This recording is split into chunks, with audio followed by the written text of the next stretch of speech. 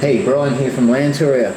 Today we're having a look at Ngkala Rocks bypass, and as you can see it is full of mishap and mayhem if you don't get it right. That there is the ocean side, so there is no getting past that, so you are committed. If so, this is what could happen to you if you do go that other way. And no, watch yourself. Always good to check it out first, guys, because have a look at these pair. Isn't that just danger in the making? Blocking tracks, he's drifting down into that other guy. Let's give it a go.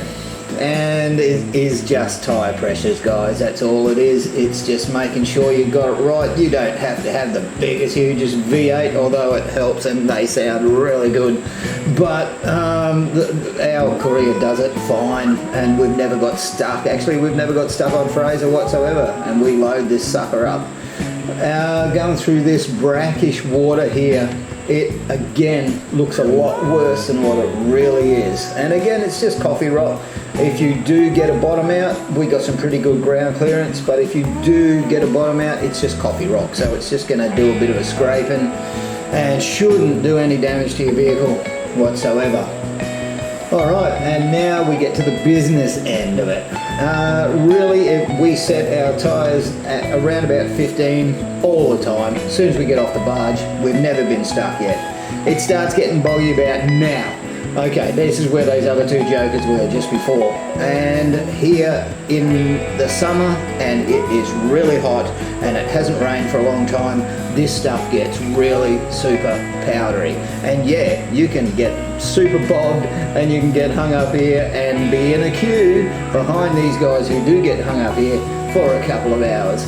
And I kid you not, we've been stuck in the queues and we ended up just leaving because these guys were just not going anywhere.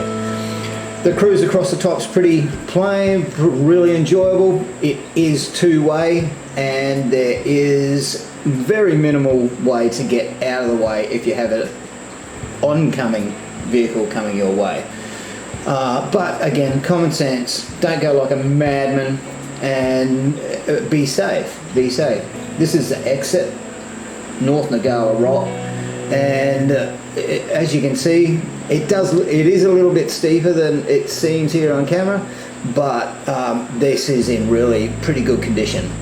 Not a hell of a lot of traffic, and I think we had rain about 2 weeks prior to this.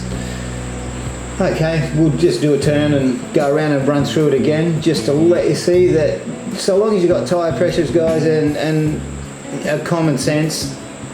I'm running probably second gear high, never use low, never have to use low. This can get really chewed out here. As you can see, people with wrong tyre pressures, all of a sudden you get that bouncy crap happening, and it just digs big holes, and then it just makes that transition trickier than what it should be.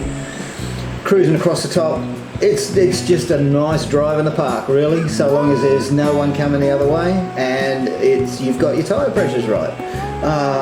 The good thing about this is you're running downhill on the hardest, trickiest part, which is probably from here on. Now this here, yeah, it's wide, but when someone gets stuck there, you try and bench either side of that, and 9 times out of 10 you're going to slide down into them. So one vehicle stuck nearly means a halt. You know, it's a bit crazy, really, but so long as you're not the one stuck, just patience, and we'll see you on the other side, really. Okay, that's about it. A little transition back through here, through the nice brackish water to give the underbelly a little bit of a wash off. I'm pretty sure this is mainly fresh water. There might be a tad of salt there from a super high tide or something, even vehicle wash off, I don't know. But it hasn't rushed this old girl out, and we've had her growing up here for 10 years. Okay, hope you enjoyed, hope you got something out of it, and see you on the tracks.